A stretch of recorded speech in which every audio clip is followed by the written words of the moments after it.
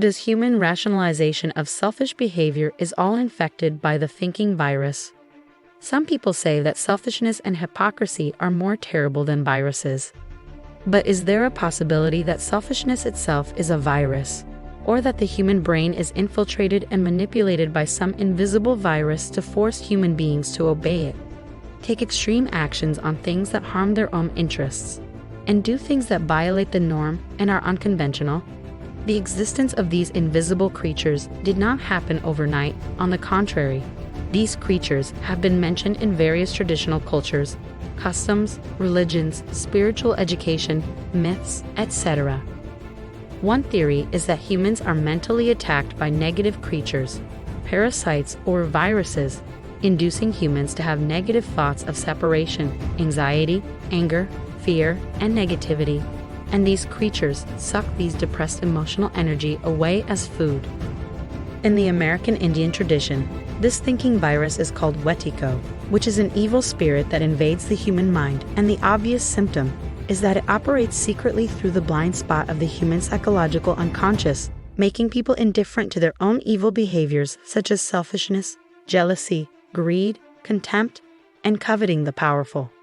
Simply put, Wetiko is seen as a selfish mental virus in which infected people project their own hostility outward, rationalizing selfish behavior, including satisfying their insatiable desires, just as human beings are in extreme deprivation and hunger, and they do everything to achieve their own goals, making humans their worst enemies.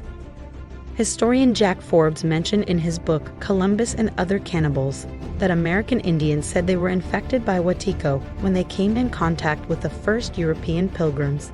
The first time in the history of the Wetiko concept appeared in the tribe, yet the Ojibwa, the native people of North America, had already used the word Wendigo to describe a similar evil spirit or cannibal monster. As a columnist for The Guardian and author of the literature The Removal of Wetiko, Paul Levy draws on Jungian psychology, spiritual wisdom traditions, and personal experience.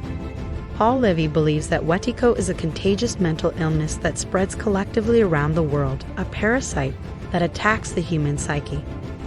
As Carl Jung, the Swiss psychologist and founder of analytical psychology, said, "Our responsibility is to be aware of the existence of a virus, to understand and eradicate the demons and dark sides in our hearts in order to eliminate Wetiko and become a person who is not manipulated by the virus."